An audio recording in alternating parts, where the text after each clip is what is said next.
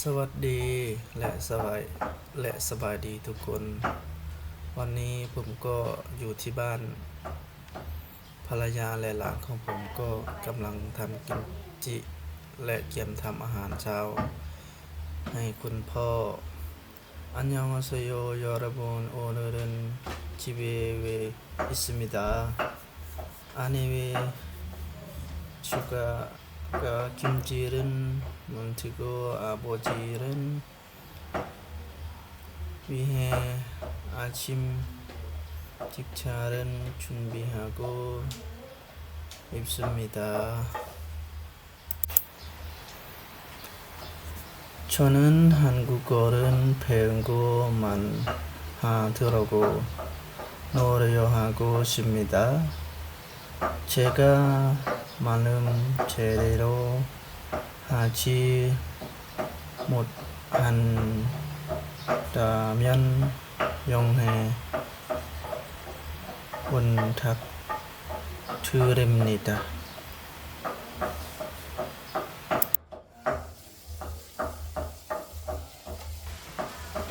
เอาละตอนนี้ผมก็อยู่ที่บ้านภรรยาและหลานสาวมาช่วยงานบ้านพวกเขาก็อยู่ที่นี่ด้วยกันกับพวกเราผมพูดภาษาไทยและต่อจากนี้ผมจะพูดเป็นภาษาลาวเพราะว่ามี FC ทางฝั่งไทยและฝั่งลาวติดตามอยู่ถ้าผมพูดลาวเขาก็คงน่าจะเข้าใจเนาะมื้อนี้แม่นภรรยาของข้อยและหลานสาวกำลังเฮ็ดกิมจิเพื่อไว้ให้พ่อของข้อยเพราะว่าข้อยมีพ่อบุญธรรมเป็นคนเกาหลีแล้วก็ข้อยได้อาศัยอยู่นำเพิ่นได้เปิดช่อง YouTube ให้แล้วก็ได้ให้ทุกสิ่งทุกอย่างสำหรับข้อยเนาะบ่ว่าจะเป็นการส่งลูกเข้าโรงเรียนหรือว่าจะเป็นเงินเดือนก็บ่แม่นเนาะแม่นเงินใช้ในชีวิตประจำวันเพิ่นก็เอาให้เนาะแต่ข้อยก็อาศัยอยู่นำเพิ่นมาเป็นเวลา2 ปีแล้วที่พวกเราอยู่นำกันเนาะตอนนี้ก็พวกข้อยก็กำลังเฮ็ดอาหารไว้เพิ่นเนาะกิมจิเนาะเป็นกิมจิของเกาหลีเพราะว่าคนเกาหลีเขาเจ้าจะกินกิมจิทุกๆคาบข้าวเนาะทุกๆคาบจะมีกิมจิกิมจิจะมีหลายชนิดเนาะจะเป็นกิมจิผักกาดกิมจิผักบัวกิมจิผักแป้นเนาะมีหลายกิมจิเนาะแต่ส่วนหลายเพิ่นมักจะเป็นกิมจิผักแป้นแล้วก็ผักกาดก้านขางเนาะเพิ่นมักกิมจิถ้าว่ากินครั้งแรกนี่ก็บางคนอาจจะบ่มักแต่ถ้าว่าเฮาเคยกินแล้วนะมันแซ่บได้แซ่บกิมจินะบ่ว่าจะเป็นแกงมีบ่หรือว่ามีเกาหลีนะอิหยังนะอุ้ยเอาแกงใส่แกงมีนี่ถือว่าแม่นแซ่บหลายเนาะสำหรับกิมจิถ้าว่ามีแขกมายามเฮือนนะเวลาเฮ็ดอยู่เฮ็ดกินก็ต้องมีกิมจิได้ไว้ต้อนรับเขาเจ้าเนาะเพราะว่าเฮือนของเฮาก็มีแขก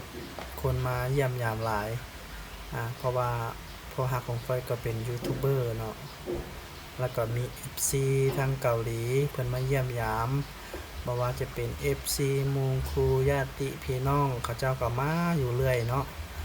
ส่วนหลายแล้วจะเป็นผู้สูงอายุเนาะอายุประมาณ60 ปีขึ้นไปที่ว่ามาเยี่ยมยามเฮือนของพวกเฮาตอนนี้เฮือนของพวกเฮาแม่นเช่าอยู่เนาะอยู่เมืองท่าแขกเขตขมวนอยู่ท่าแขกเขตขมวนส่วนหลายที่ว่าค่อยจะมักออกไปเฮ็ดคลิปก็มักจะออกไปแถวเมืองบัวลพาเพราะว่าแถวนั้นมีเขตชนบทหลายคือดังคลิปที่ผ่านมาเนาะค่อยก็ได้ไปช่วย อ่า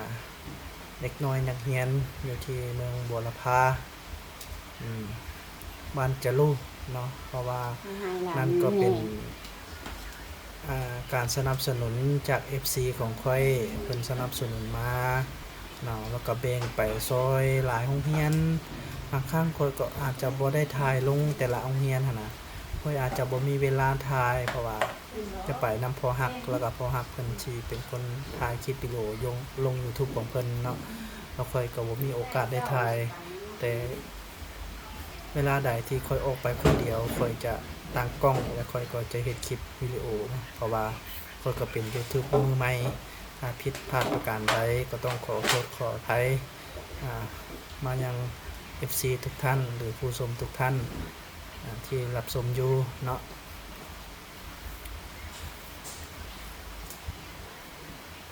สำหรับคนลาวหรือว่าท่านใดที่อยู่ในตัวเมืองตะแคกหรือว่าญาติพี่น้องผู้ใดที่ว่าอยากเรียนทำกิมจิหรือว่าผู้ใดที่ว่ามีแฟนเป็นคนเกาหลีอยากเรียนทำกิมจิก็มาเรียนได้เนาะเพราะว่าสูตรนี้เขาก็ได้เรียนมาจากพ่อที่ว่าเป็นชาวเกาหลีเนาะเพิ่นได้สอนไว้ให้สอนเฮ็ดกิมจิ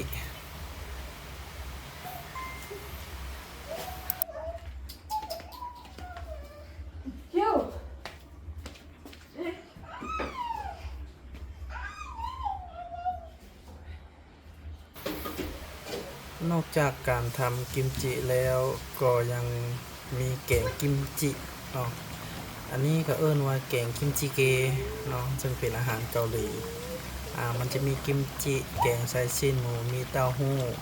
แล้วก็มีเครื่องปรุงเป็นของเกาหลีโอ้แซ่บหลายเนาะแกงนี่มันแซ่บหลายค่อยมากินขนาดเลยและพ่อของค่อยก็มากินกิมจิแกงกิมจิแกงกิมจิเกแกงกิมจิเก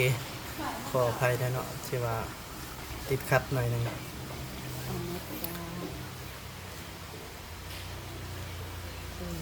ต้องใส่ผักหอมใหญ่แบบนี้เนาะมันจึงจะแซ่บเวลาเฮาจิบมันสุกแล้วเนาะก็ปรุงแล้วก็เอาผักหอมนี่โรยใบ